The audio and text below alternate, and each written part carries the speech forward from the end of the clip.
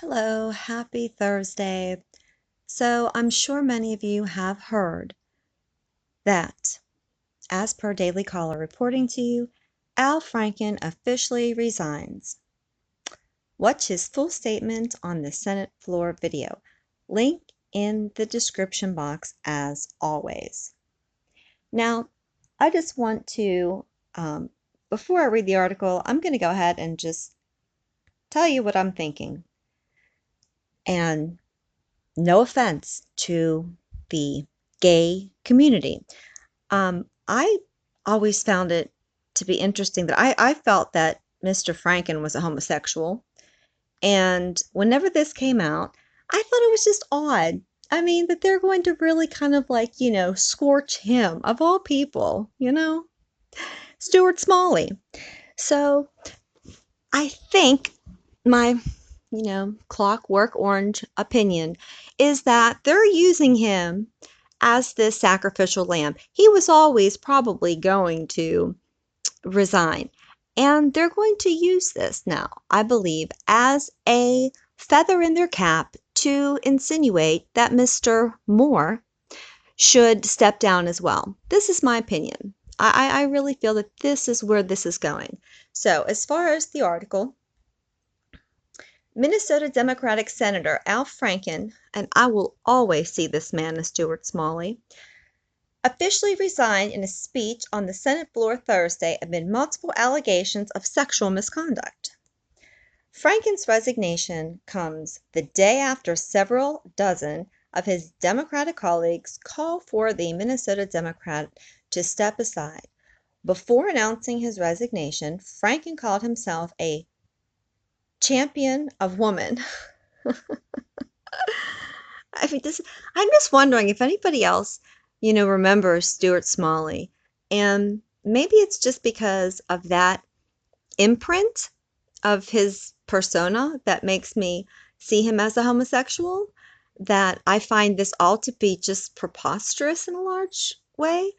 Um, or if you're just kind of like, new into the scene and don't have history of Stuart Smalley from 20 some years ago, then perhaps, your opinion might be different. Serving in the United States Senate has been a great honor of my life. Today I am announcing that in the coming weeks I will be resigning as a member of the United States Senate.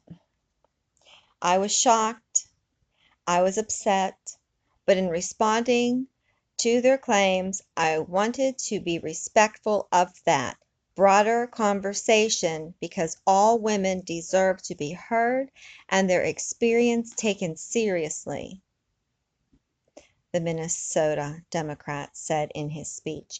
I'm giving up my seat, but I'm not giving up my voice. Of course not. None of these lunatics ever go away.